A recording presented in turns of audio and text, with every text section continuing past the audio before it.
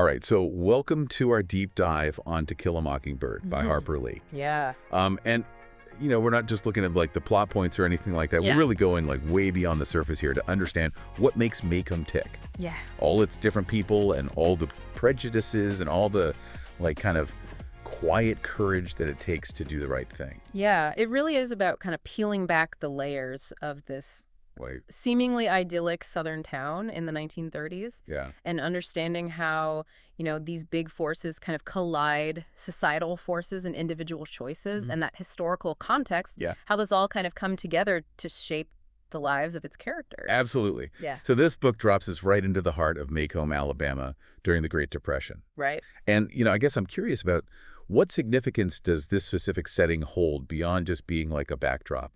Oh, yeah. The Great Depression is more than just a setting. It's like a force that amplifies the existing social hierarchy. When Atticus mentions that Maycomb had recently been told it had nothing to fear but fear itself, that's a big clue that despite the hardship, people are clinging even tighter to familiar structures and prejudices. Okay. Yeah, that makes a lot of sense. Yeah. And then in the midst of all of this, we have the Finch family. Right. We have Atticus, Scout, and Jem. Right. They seem to be like this beacon of morality in Maycomb. Yeah. Always trying to strive for what's right. Uh-huh. But then, we learned pretty early on that Atticus actually kind of developed a pretty strong aversion to criminal law. Oh, yeah. What do you make of that? Well, it's fascinating, isn't it? Yeah. Because, Atticus found his initial clients. Okay. The ones who insisted on pleading not guilty. Right.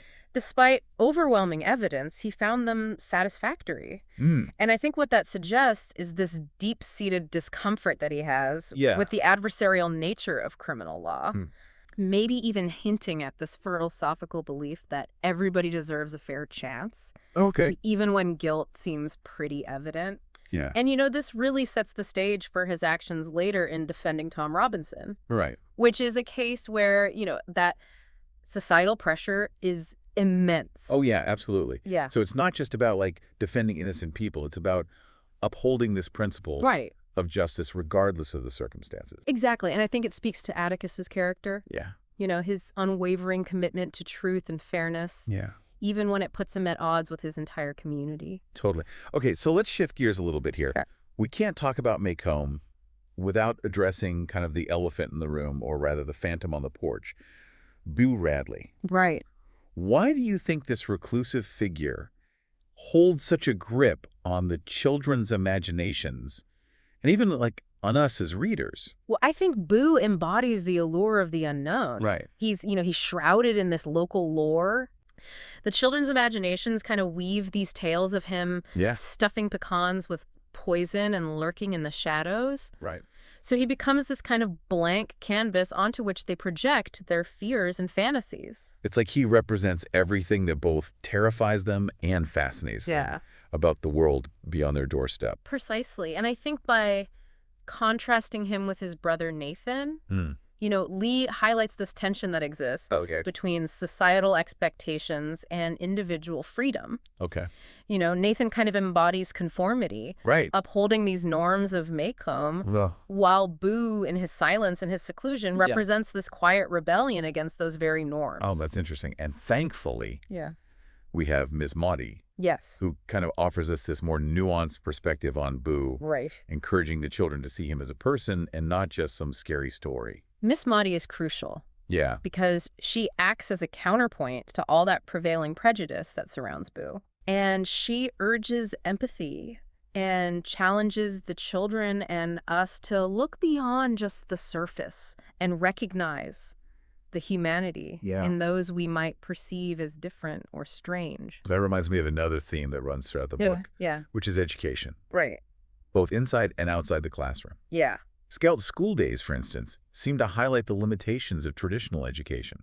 It's this brilliant juxtaposition of Scout's natural thirst for knowledge. Remember her saying, "Until I feared I would lose it, I never loved to read." Yeah. One does not love breathing, you know? Right. Her experience shows us all these flaws of this rigid system focused on rote learning rather than genuine understanding. And yet outside of school, she's constantly absorbing these lessons from Atticus and Calpurnia and the wider Maycomb community. Yeah. And those lessons go so far beyond textbooks, you know? Yeah, absolutely. They dive into these complex issues like social class and prejudice and the true meaning of justice. And Lee uses Scout's perspective to highlight those stark social inequalities, particularly through her observations of the Cunninghams and the Ewells. Both families are, you know, struggling financially, yet their values are like worlds apart. What do you think Lee is trying to convey through this contrast? Well, I think it's this nuanced portrayal of how poverty doesn't equate to moral character. The Cunninghams, though, poor, possess this inherent dignity.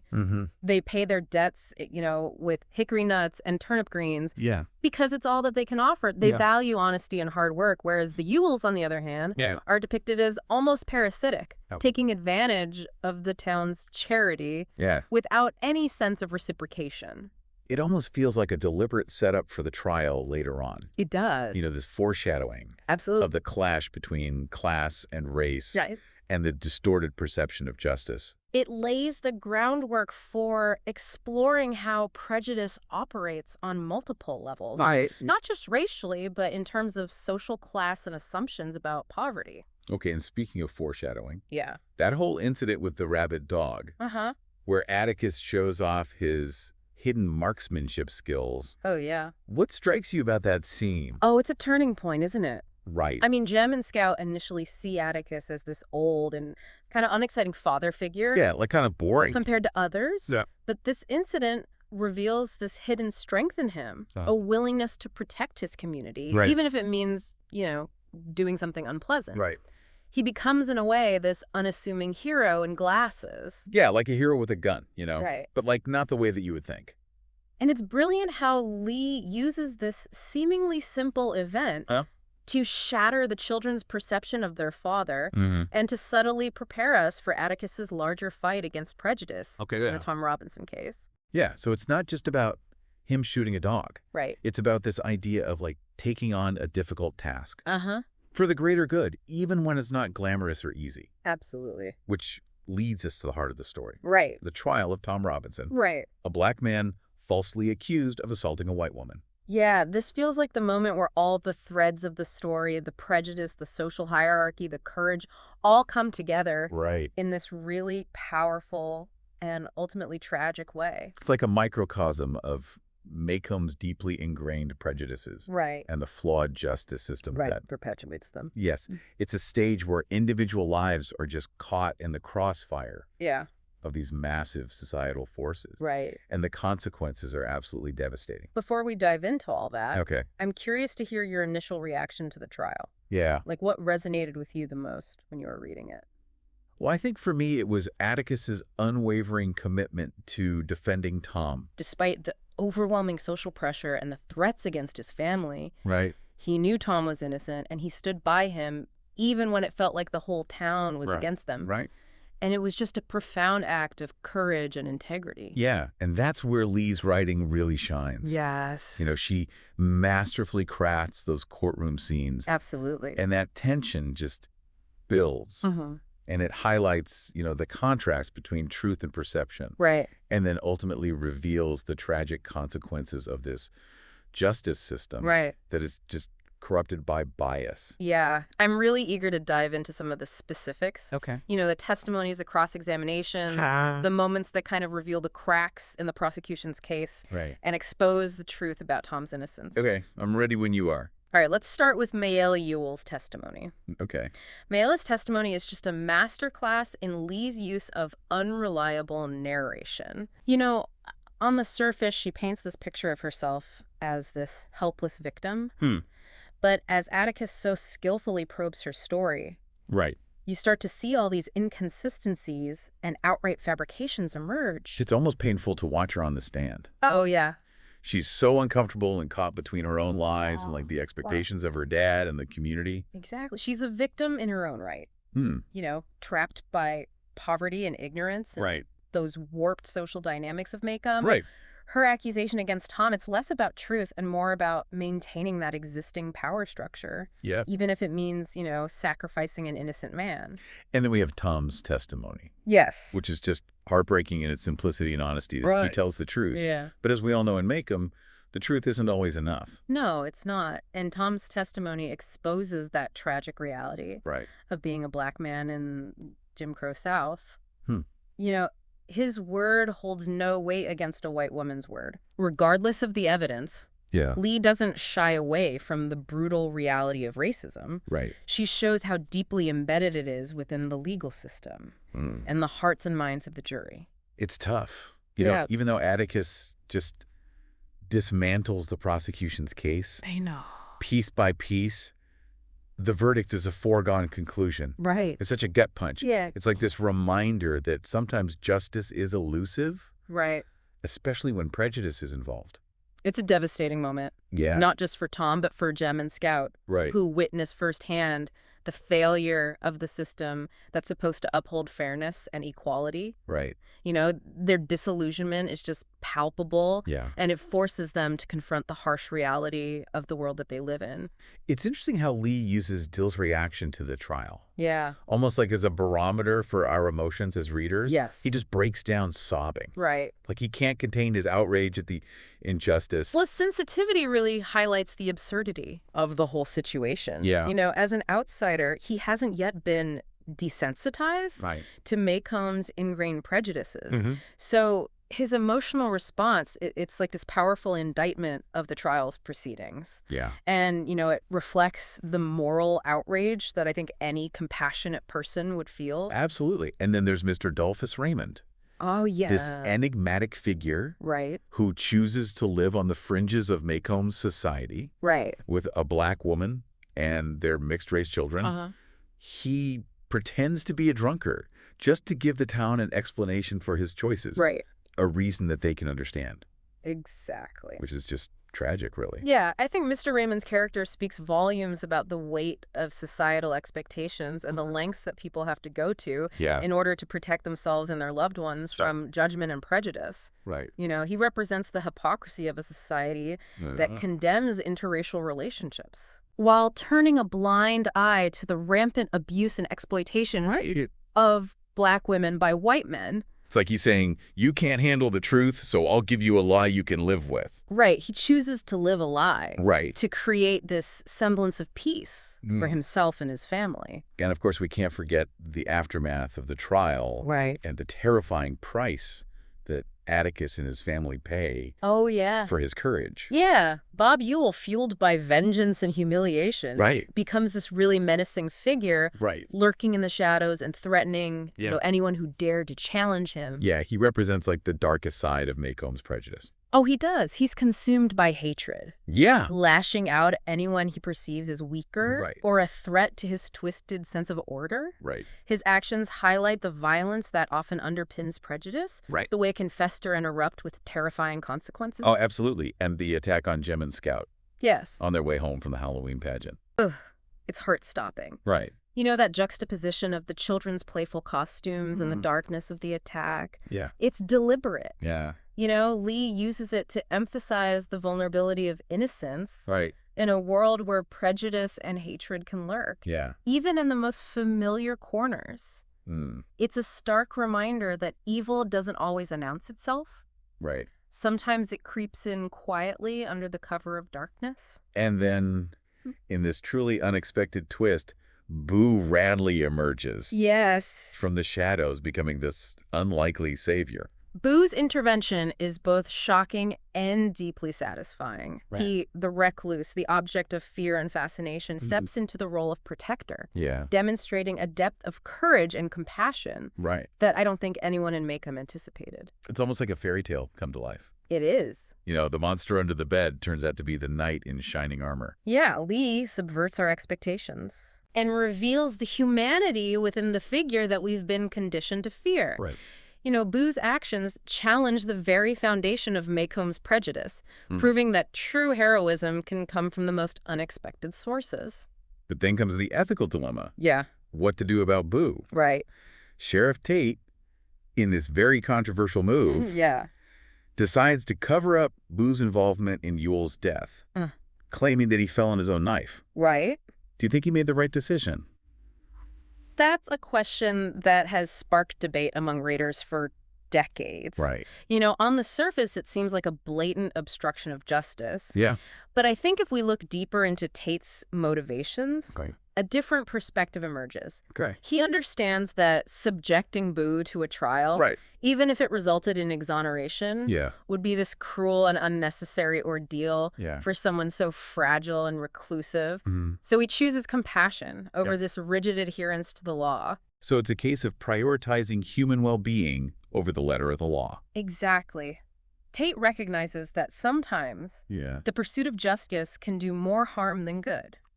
So he opts to protect Boo from that harsh glare of public scrutiny. Right. Understanding that the truth in this case would be a burden too heavy to bear. It's a reminder that morality isn't always black and white. Right. There are these gray areas. Absolutely. Situations where even the most well-intentioned actions can have unintended consequences. Exactly. And Lee doesn't shy away from these complexities. Right. She forces us to confront that sometimes. Yeah. The most ethical choice isn't always the easiest or the most clear-cut. And amidst all of this turmoil, Yeah. we have Scout's final encounter with Boo. Right. He gently leads her home, fulfilling her childhood fantasy of meeting him face to face. Right. It's such a tender moment. It is. Yeah, just this recognition of the shared humanity between these two seemingly different individuals. That scene is just this beautiful culmination of Scout's journey throughout the book. Right. She finally sees Boo not as a monster, but as a human being, vulnerable, and she stands on his porch and looks out at the world from his perspective. And in that moment, something profound shifts within her. And then we have that final image of Atticus reading to Scout. Right. This comforting ritual. Right. In the midst of all the chaos. It encapsulates the power of storytelling to heal. Yes. To offer solace. And to make sense of a world that can often feel so confusing and unjust. It's a reminder of the enduring strength of family and the importance of finding comfort and connection in the face of adversity. And it ties back so beautifully to the beginning of the book. It does. With Scout's love of reading and how all these stories have shaped her understanding of the world. Right. It suggests that even in the face of darkness and disillusionment, there's always hope to be found in the power of words and the human capacity for empathy. Absolutely. And that brings us to the heart of Lee's message. The importance of walking in someone else's shoes. Right. Of trying to see the world through their eyes. And recognizing the shared humanity that binds us all. Right. To Kill a Mockingbird is this call for understanding, a plea for compassion. Right. And a reminder that even in the most divided of times, empathy can be a powerful force for change.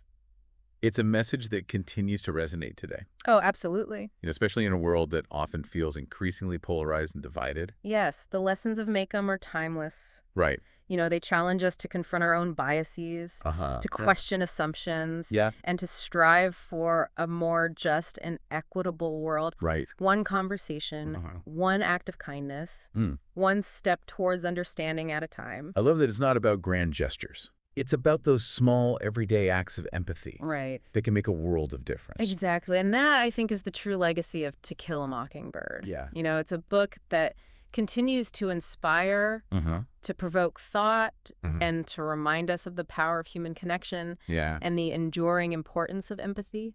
As we've been talking about all these themes, I keep thinking about how Lee uses childhood innocence as a lens to examine these complexities of the adult world. Oh, yeah. Scout, Jem, and Dill, they're constantly trying to make sense of everything that's going on around them. Right. And their naivete really highlights how absurd all this prejudice and injustice is. Oh, it's a brilliant observation. Their childlike perspective allows us to see Maycomb's hypocrisy with fresh eyes. Yeah. They haven't yet internalized all those societal norms and biases that shape the adult world. Right. So they ask these questions that adults might avoid or dismiss. Like when Scout asks Mr. Raymond why he pretends to be a drunkard. Right. She just can't comprehend why he would choose to live on the outskirts of society. Yeah. And his answer is just heartbreaking and insightful. Yeah. He tells her, "Some folks don't like the way I live, Now, I could say to hell with them. I don't care if they don't like it. I do say I don't care if they don't like it right enough, but I don't say the hell with them, see? Wow. And it reveals the burden that he carries, you know, the weight of that societal judgment. Right. And the lengths that he goes to just to create a space for himself and his family. It shows just how pervasive prejudice is. Right. And the impossible choices that it forces people to make. And Lee doesn't shy away from exploring, you know, those intersections of race and class and gender in shaping these choices. And I think it's important to note Lee's nuanced portrayal of poverty in Maycomb. Oh, yeah. You know, the Cunninghams, despite their financial struggles, they're depicted with respect. Right. It highlights their integrity and work ethic. They may pay their debts with hickory nuts, Right. but they always pay them. That contrast with the Ewells is crucial. Yeah. You know, both families are impoverished. Yeah. But the Cunninghams represent this quiet dignity, Right. a sense of pride that transcends material wealth, whereas the Ewells are almost predatory in their relationship with the town. Yeah, taking without giving. Right, exploiting the generosity of others. Right, it's a reminder that poverty doesn't equate to moral character. Absolutely. And it adds another layer to our understanding of Maycomb's social hierarchy and the complexities of all this prejudice. Lee challenges us to look beyond these simplistic stereotypes and to consider the systemic factors that contribute to poverty and inequality. And one of the most enduring takeaways from To Kill a Mockingbird has got to be Atticus's unwavering belief in the power of empathy. Oh, yeah. You know, he tells Scout, you never really understand a person until you consider things from his point of view, until you climb into his skin and walk around in it. Wow. Such a simple yet profound statement. It's a message that resonates throughout the entire novel, from Scout's gradual understanding of Boo Radley to Jem's disillusionment with the justice system. The characters are constantly being challenged to step outside of their own perspectives and to consider the experiences of others. And that's what makes this book so impactful. Yeah? Not just a story. Right. It's a call to action. It's a plea for understanding and compassion. Yes, in a world that often feels determined to divide us. And that message is just as relevant today. Oh, absolutely. As it was when the book was first published. We live in a world where, you know, polarization and prejudice are still rampant. Right. And To Kill a Mockingbird reminds us how important it is to challenge our own biases, to engage in difficult conversations, and to strive for a more just and equitable society. It all starts with individual choices. It does. Each of us making a conscious effort to see the world through different lenses and treat others with empathy and respect. Beautifully said. And as we wrap up our deep dive into To Kill a Mockingbird, I want to leave you with a final thought. Okay. Remember Scout's words when she's reflecting on everything that's happened? Okay. She says, Atticus was right. One time he said, you never really know a man until you stand in his shoes and walk around in them. Just standing on the Radley porch was enough. So I ask you, how can you apply that lesson in your own life? Right. How can you step outside of your comfort zone and make a conscious effort to understand the experiences of those who are different from you? That's a powerful challenge, and one that I hope we all take to heart. Yeah. You know, because ultimately that's the legacy of To Kill a Mockingbird. It is. It's a call to empathy. Yeah. A reminder that we're all connected, and a source of hope for a more just and compassionate future.